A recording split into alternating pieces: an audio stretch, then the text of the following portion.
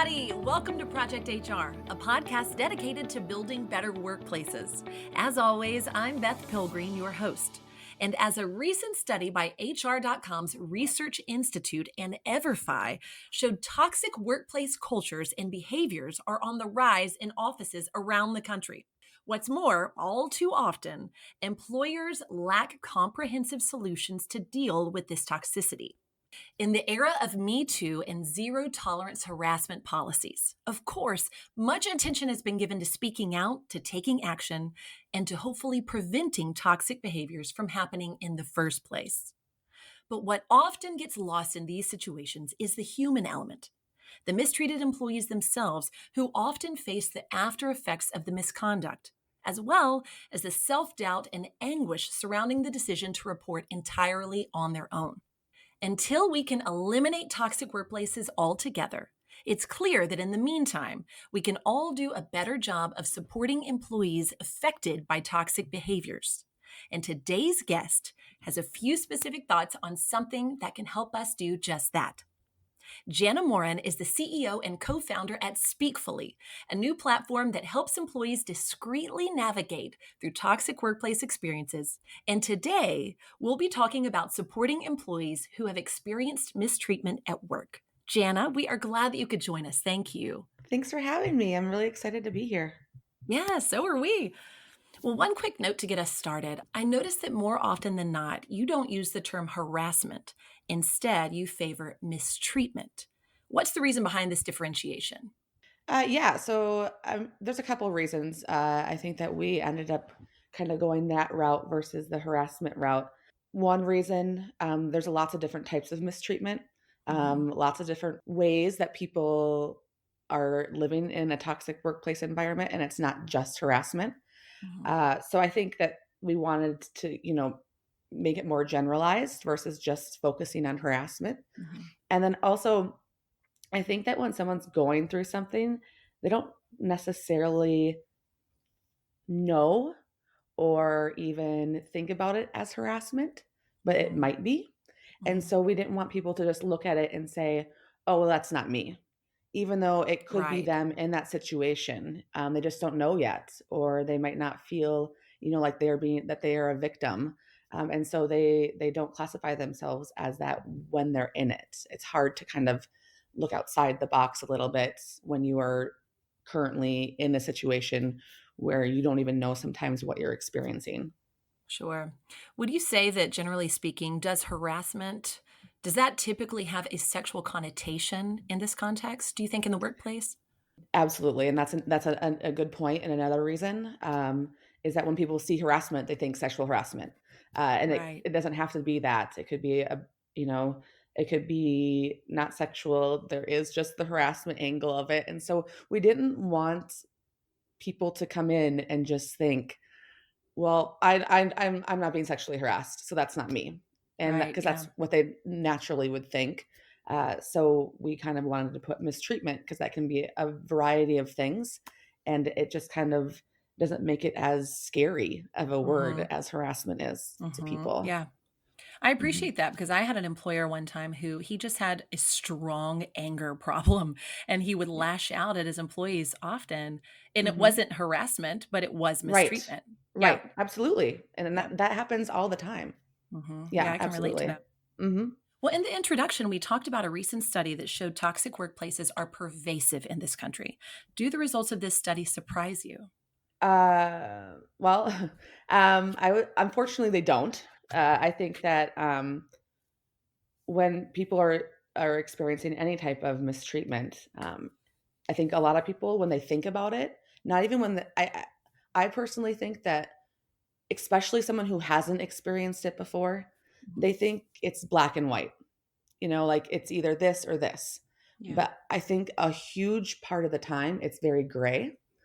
And when it's gray, the people that are in it, it's really hard to navigate and to figure out. They know something's wrong, but they don't quite know what. And that's kind of, I think, a lot of the self-doubt and why people aren't coming forward and why these statistics are out there, because it's happening a lot more than what the organizations know about, because it's a lot of gray and a lot of trying to figure out what they're experiencing before they want to come forward. And so I think that's kind of where a lot of these statistics come from, is a lot of the gray area. It's not someone that's being very blatant, black and white. Like, we can figure out what that is very easily. But there's a lot of in between that I think that's where a lot of these stats probably come from. What kind of impact can this kind of mistreatment and gray behavior have on an organizational level? I think it can be devastating to an organization. I think that having just one person dealing with this, not only does it just affect them personally, but then it ends up creating and just trickles down the toxic workplace environment. It is, and not only the trickling down and creating an even more toxic workplace environment that currently is there, it is devastating in the fact that it decreases the productivity of these employees. Mentally. It's hard for them to navigate what their normal tasks are because they're trying to have to navigate the other things that is making them feel this way. And eventually, if nothing happens from an organizational level to help these employees who are experiencing this deal with it and go through it, it could impact them negatively from a PR perspective. It could impact them negatively legally eventually down the line. So overall, if they're not having these conversations with employees on a regular basis to be able to get them to come forward, then it's going to, like I said, with all the productivity costs, that's so expensive. And then ultimately they're going to lose employees. And that's obviously very expensive as well. Sure. I'd love to hear more from you personally, because you unfortunately have had firsthand experience with a toxic workplace situation. Would you feel comfortable sharing this experience with us? Sure. Yeah. When I started working for a new organization, I think the biggest thing that I always like to talk about when I talk about my story is my personality. And my personality has always been very, very outgoing. I'm a very career-oriented individual. I'm assertive most of the time. I kind of tell it like it is. And I've always prided myself on that. And I think when I got recruited to go to a new city, a new organization, basically the big opportunity for me, I jumped at that. I jumped at the chance. I was really excited about it. Work is my thing. It's my baby. I don't have a family. I have my dog, and she is my child. And so we up and moved, and I worked for a C-level employee. And I would say for the first 3 months, what I classify it as him grooming me, where, everything was great. I talked about my professional development, where I could go within the business, and it was exciting. I loved the new area that I lived in. And so after those 3 months, when things started happening, little things. So again, this is where I talk about the gray.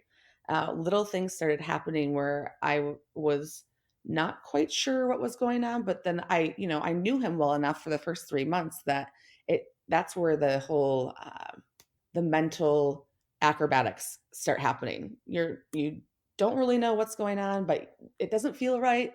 But it's fine. It's just a one-off thing. So it had to be so confusing. Yeah, it's so confusing. Yeah. And so it's like this, so it's back and forth of going back and trying to play in your mind what's right, what's wrong, what you should do, what you shouldn't do. And so I did that for 7 months, and it progressively got worse. And I can tell you now, I definitely had a decrease in productivity, because ultimately at the end of the day, what I was trying to navigate every day when I went into work was not work related. It was trying to navigate someone's personality and who someone was and how they were going to respond to me that day. I had to navigate that. So I knew that if I was too much myself, that I talked about at the beginning of the story, that he would like that too much. If I went in and I was not like that, if I just tried to shut that off, then he would ask me what was wrong, what's wrong, what, over and over, and so it would be this back and forth thing, of how am I going to navigate today? Yeah. And then you would have to talk about it. Yeah. Yeah. And that's uncomfortable too, because you'd be alone. Absolutely. Yeah. Yeah. And he would want to talk about it. And I would always say, no, I'm good. And so it's like this back and forth of like being in a relationship with someone when you weren't. And so it was kind of back and forth, Right. and Oh, I hate that for you. it was so it was a roller coaster of Mhm. emotions. So this progressively happened for 7 months, and it just got worse and worse, this little by little. And that's where it kind of gets weird, because when it's happening so slowly and so little at a time, you don't really realize where you're at until you're in it, and you're like, Mhm. what's going on? What's Yeah, yeah. happening? And so I would even tell people, like my family and some friends, I'd tell them what was going on, and they'd be like, Jana, that is crazy. And I would then again, talk about self-doubt. I would say, think to myself, maybe I'm over exaggerating the story. Maybe I'm not Wow. telling it to them correctly. And for someone like me, I never would have thought that I would have been in this situation. I had heard about this happening to people, and I was like, that would never be me. It would never be me, because number one, my personality, no one would do it to me. And number two, because of my personality, I would never allow someone to do that to me. So when you're in it, you just are like, it's so overwhelming, and you just don't even, I can't even explain the the acrobatics that happen in all over the place. It's so hard to explain when you're not in it. And Yeah, now that I've been in it, I'm just so more empathetic to people who are sure. experiencing even something even less than what I experienced. Yeah. It sounds like being in a relationship with a narcissist who gaslights you. They put the blame on you. 100%. Yeah, they put the blame on you, and then Yes. you're like, "Wait, maybe it We is my fault." I know 100%. And this actually, oddly enough, this makes me realize in relationships why people stay. Like, Mhm. I get it now, like, I Yeah. understand. Like, before I was like, "I don't understand. I don't get it. I don't know how," like, me, my personality be, I'm like, "Get out. Like, what are you doing? Get out of there. Why are you there?" But I get it. I mean, I wasn't even in a relationship, but being in the situation Yeah. made me understand why people do stay, because Yeah. yeah, it's like, it's crazy, the mental anguish that goes on with this. Yeah. And I think that, and at the end of the day, I still don't think that he thinks that he did anything wrong. Yeah. Wow. Okay, with the feelings in the aftermath that you just described, do you Mhm. think that is common for people that deal with personalities like this at work? Yes. After leaving, and, I have these conversations often, a lot of people can relate. When I talk to people about, like, my experience, I've had people come to me that I don't even know and say, "Oh my god, Jana, I read your blog and I read your story, and I I got goosebumps reading it, because it made me feel like in the situation that I'm in right now." So I think about it, if it happened to someone like me, as assertive as I am, that I felt that I was, I just Yeah. think about someone even being slightly less assertive than I am. And so it could Mhm. happen to anyone. It doesn't, Mhm. and that's why I always talk about it now. It's like, this could happen to anyone. And I believe that, because I didn't think this would happen to me. I can relate a lot actually because I am Mhm. very type A and Right. perceived as confident, and Right. I'm picturing myself in your shoes. Yeah. Yeah. I never thought I'd be there, Yeah. ever. Okay, so let me ask you this. You went through this for many months, right? Yes. I would say that probably a good 7 months after the 3 months of grooming. Mhm. Wow. So did you document this in any way? How did you keep track of this? And just tell me about that process. So my first thought was, okay, I don't want to go to HR. Because I don't even know what it is that I'm dealing with at the moment. Mhm. What can I do? And so I just went in and opened up a Google Doc and started writing about what happened there. And I'm like, okay, I'm just going to go throw this in here. It just makes me feel a little bit better. Probably won't ever look at it again, but it's there if I need it. Typically, what I did is I went in, wrote when it was, what had happened, and then any type of screenshots that I had from, our internal Oh, chats, or texting, or an that's email. good. Over the next 7 months, continued to do so, and ended up having 30 pages of documentation. Oh my goodness. So I know. I mean, yeah. When I actually did decide to leave, I went into work not with an intention of me leaving that day or me doing anything really, but I ended up that day going to HR and leaving and quitting. Wow. When you were documenting everything and you were considering escalation, did you fear any retaliation? When I thought about going to HR, my initial thought was how terrified I would be of him. Like, I don't know what he would do. That was my thing. I honestly had no doubt that if I went to HR and they had to mediate the situation, there's no doubt he would retaliate in some sort of fashion. That's one of the fears that I had of coming forward was I don't know what he'd do. I just don't know. I hear you and I empathize. Well, okay, so question about HR.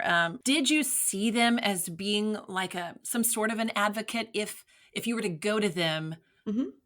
Did you Yeah. see them as being able to help you, or with what you just said that you were Hmm. afraid that they would speak to him and that he would retaliate? Was that too much of a burden to think about that? I loved our HR team. I did. I had friends within HR, and it was nothing about me not liking them or really trusting them. It Mhm. really didn't have anything to do with that at that point. It was more about the conversations, and maybe it was about trust, but number one, it's not as easy to go to HR, just go to anyone in for that matter, whether it be Mhm. HR or any org, to talk about these things that are happening to you when you have so much gray and you're trying to figure it out yourself. So I know that HR likes people to come to them as soon as possible when something's going on, but that's just not reality when you're Yeah. in it. Yeah, I agree. Um, but also, I think that HR needs to have, and not just HR, but like senior leadership as a whole needs to have conversations like the first day when you go to work. You look at the employee handbook, you go through the employee handbook, and they say, "Okay, we have a hotline. This is a hotline." Oh, yeah. When do you ever hear about that again? It never gets talked Never. about. That stuff like this never gets talked about unless it's the first day in your employee handbook, or they're being reactive because something happened, or it's like their 1 year training. But it needs to be an ongoing, continuous conversation with everybody. And when that happens, I believe that people will resonate with that when they're going through something like this and know that they are having conversations about it. They care about it because they keep talking about it regularly. And I Mhm. believe it would have made me go forward sooner. Yeah, or even like a quarterly 360 or anything, just to and Yeah, that question being in the 360, because a lot right. of it's just not. It's never. It's not, It's no. performance, productivity, Right. Yep. attitude, but they don't talk about that, and that needs Right. to be an ongoing conversation like you Right. said. Right. Yeah. Mhm. For sure. Absolutely. Well, Jana, I hate to pause this conversation, but we're going to take a sponsorship break right now. And when we get back, we'll talk more with Jana about her experience, toxic workplaces, and how we can all better serve our employees. So stay with us.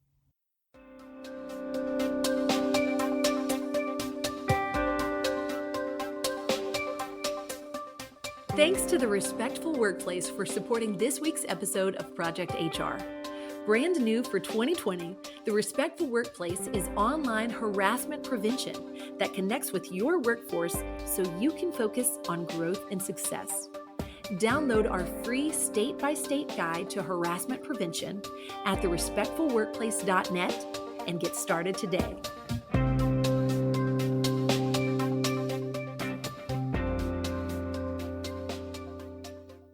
We are back with Jana Morrin, CEO and co-founder of Speakfully.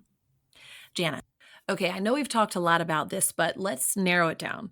In light of your own experience, what should HR professionals be doing to respond to employees who have experienced these kinds of negative behaviors? Yeah. So there's a few things that come top to mind to me.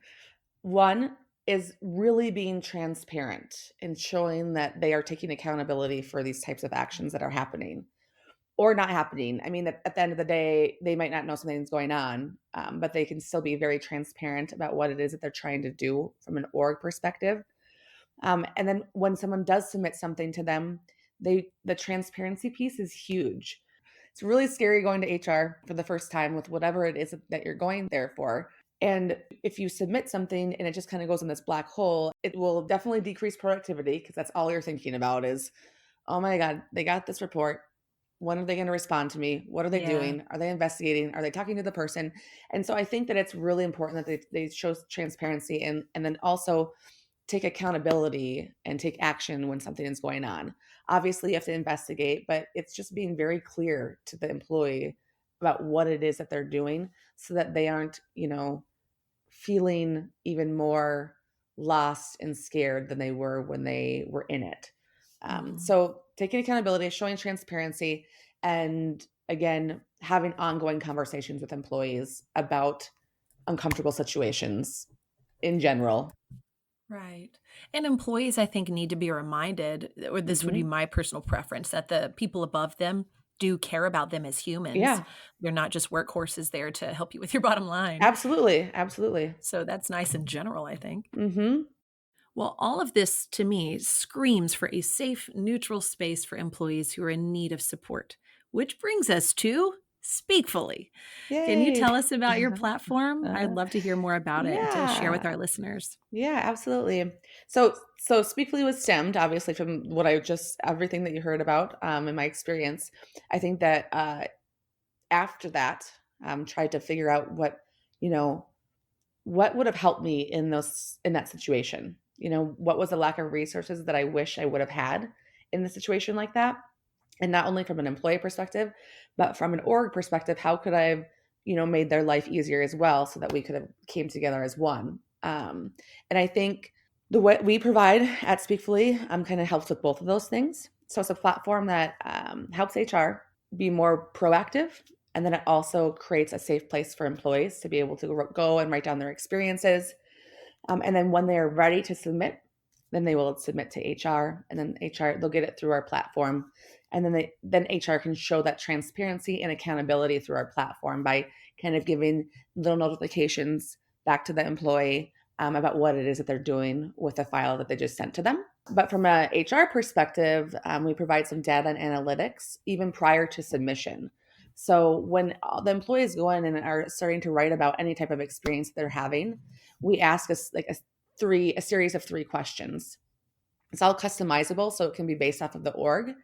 But I ask questions about what types of things they're experiencing, and those questions that they answer are what the data and analytics that HR sees prior to submission, so they can get some idea of what's going on without actually getting the details that's written. So they can't see who or what at that point, but they can get some analytics to help them be more proactive, be able to take some action prior to even getting submissions to folders, submissions from the employees. So we're trying to make it good for both. The employee might not be ready to go to HR right away, so they're going to go in, write about their experiences. Once they're ready, they can submit. So it's a safe place until I choose for it to be submitted to HR. And then once HR gets it, it gives them nice organized fashion of the details that the employee talked about, whether it be with attachments or not. And then it also gives them analytics prior to submission that they can take action on up until the employee submits. That is so cool and so organized. I mean, it's Yeah. probably light years different from when you were doing your Google Yeah. Docs, right? I take out my Google Doc sometime and I cringe. Mm, Not just about what's written in it. I can barely read it. yeah. But I read through it and then you look at it and I didn't know what to put in there, what was good, what wasn't, what they would need if they ever did need it. So I think that it's just like an easy way for the employee to go in, and it kind of guides them about what, the type of things they experience, and then it's time stamped Cool. for when they ever do submit it. Then HR has it all in a nice little tidy package, and then they can easily see. Because I think a lot of times too is when someone does come forward and they don't have anything to show for it, then lots Yeah. of times the organization has to spend their resources to go look for all of this stuff, Yeah. where we can just already have that provided there, and the employee will know that HR wants them to go in and do these things when they're experiencing this, so that if it ever does come to them, then they have all of the information that they need right there. Okay, so tell us now, how does the platform guide users through the process? Yeah, absolutely. So when someone logs into the platform, so we do have the free version for employees. So employees, if your org doesn't have the tool itself, they can go onto our website and they can log in for free. It's And the way free? that free for individuals, yeah. That's And great. so, yeah, so we didn't want to penalize people if their org doesn't have it, right? So Sure. they can go in and it just walks them through the process, right? So they can go log in, they can they can set it up the way that they choose. We Mhm. have it like kind of on a folder and log entry level. So they can go create a folder, they can start writing any logs within that folder that they would like. And in that log entry itself, the first thing that it asks them, what is it that you experienced? Where did it happen at?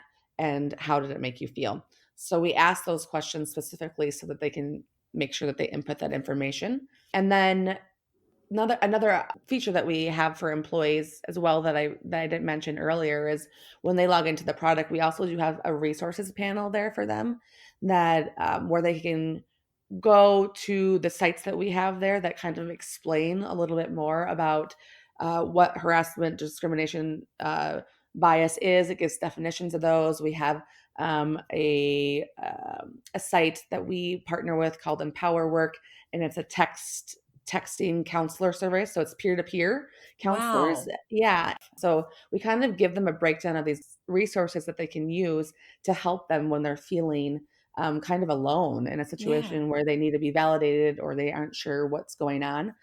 So we provide those for them as well. Yeah, and then afterwards, they have the ability to export at any time. The individual free users do. Hmm. That is incredible that you guys not Yeah, only you provide resources so that people have definitions behind what they're experiencing and right, counselors, and you're giving right. this resource at no cost to individuals. That is really awesome. Yeah, well, I mean, if you're already experiencing something like this, we didn't want to make it harder, right? So, Yeah, I mean, you're already not feeling great. You already aren't sure what's happening. We didn't want to have them navigate something else. So it's there to hopefully help support them along whatever they're experiencing. sure. Okay, so we've talked about how individuals can use this at no cost, but companies can also provide Speakfully to their employees, right? Yeah, absolutely. We do offer it for organizations. We it's different tiers, so they have different features depending on what the features that the HR department wants. Mhm. Is the different tier that they would go for. So we have three different ones. Obviously, the features increase as the tiers go up. But yeah, we are available for orgs, and we're hoping that this is something that is really crucial. We're in a time now where we think that from an org perspective, the differences between the org and the individual is that the org offer some data and analytics prior to people submitting anything to HR, so they can get some information and some knowledge of what's going on within their organization, and they can be a little bit more proactive with some of these things rather than me sitting at their desk the day of that I wanted to leave. Sure. So Yeah. that's kind of the thought behind that. That's great. That's great. And talk about culture too. I mean, I think Yeah. safety and transparency is all of what we've covered about Hmm. feeling good at work and feeling Right. respected at work. Yeah. Absolutely. Well, Jana, it's time now for a very quick break, and we'll be right back after this. You're listening to the Project HR podcast. I'm your host, Beth Pilgreen, and our guest today is Jana Morrin, CEO and co-founder of Speakfully.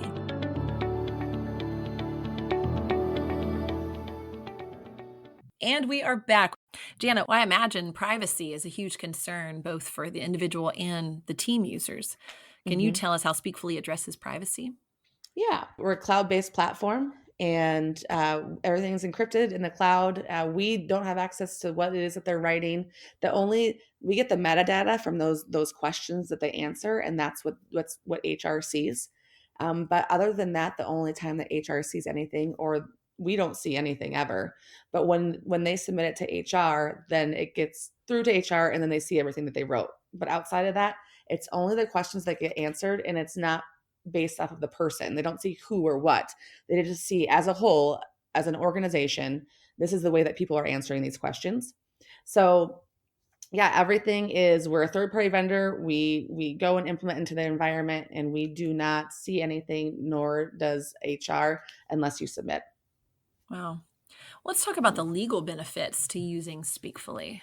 We talk about this. It's so funny because it gets brought up often enough about the liability piece when it comes to this. And Yeah, I the don't thing doubt that it. I always, yeah, and the thing that I always stress to people is the one benefit that you're going to get from Speakfully is the proactiveness, right? You're getting some data and analytics prior to submittal, and that allows you to know what you should be training for, if you should be having more training, if you should be having more conversations with employees as a whole. It kind of gives you like a pulse of what's happening within the organization. You can see how many people are writing. You can kind of get an idea of what's going on, but you don't know who or what until they submit. So my thing is Speakfully isn't going to make anyone more liable. It'll be the same, because if you have someone in your environment that is doing something to somebody else, you're liable regardless of whether or not you have a tool or you don't have a tool. It's more about what you do about the information once you get it. Sure. So if you were to come in and someone was to submit something and you don't take any action, then that's not because of Speakfully, right? It's just your processes and procedures that you have as an organization. Yeah. But Speakfully isn't going to make any difference. I think the way that this actually could help somebody in the end is that it's going to all be there. You're offering this tool to your employees to be able to write this down and to be able to express it when they want and submit when they want. And so you will always have all the information once it's actually submitted to you. So legally, from that perspective, it's good to have that information. Right. And then it's up to them to take action. Right. And Yeah. it's timestamped, right? So Mhm. you know when and how. So That's great. I think that, yeah, it's up for them to take action. You're always liable if something's happening in your environment. I believe this will actually make you less liable because you'll have all the things there for you, and it gives you some sort of visibility prior to someone just coming to your desk and throwing something on your desk 2 years from now when you have Right. no idea what's going on. Mm-hmm. Mm-hmm. Well, how long has this platform been up and active? And have you gotten good feedback? We launched our free version for the individuals last May, so May of 2019. Okay. And then the organizational version just was released in September. So it hasn't been a super, yes. So we got really good feedback in the individual piece. We have people signing up for that daily. And the org version, with the demos that we've been doing, people are just, I mean, they think it's very intriguing. It's different, a different way of looking at things. And so I think people really appreciate that. And I think especially in the day that we're in, where people are starting to really start having initiatives around culture and have metrics around that because of the day and age that we're in, I think people are starting to be more progressive than they used to be. And so we've gotten really good feedback and people are excited about it. Yeah. Well, I Mhm. hope that you get more and more of that in 2020. And I hope that people that are Yeah, me too. listening sign up. Yeah, It's a me wonderful too. resource. Yeah. Well, how can companies or individual employees learn more about Speakfully? Yeah, they can go to our website, www.speakfully.com, and there's a few different ways there that they can contact us. They can kind of see more about us there, and then they can contact us either through that website or they can even go to hello@speakfully.com. That goes to a couple of us, and yeah, we will be more than happy to talk to you. Okay, great. And just so everybody else knows, that link and that email address will be included in this episode's companion guide as well. So don't forget to sign up for it at projectionsinc.com/podcast. But we're not done with this interview yet, Jana, because it is now time for our lightning round questions. Oh These boy. are questions we ask every guest of the podcast. Are you ready? I guess so. Ready or not, right? It's harmless. Yeah, ready or not? Okay, topic showdown. In this episode, we've discussed toxic workplaces. In your opinion, which is more dangerous, toxic waste dumps or toxic relationships? Toxic relationships, hands down. I knew you were going to say that. Yeah, that's my answer too. What's the worst job interview question you've ever been asked? Worst job interview question. I honestly don't know if I've had any that are memorable. Worst job. I know some other people who have had some. Okay. Someone had, what's your favorite color? Like, what does that have anything to do? I know. Like, what does that have anything to do with? I mean, I can't even think of how that could even Relate. I don't know. Relate to anything. Yeah.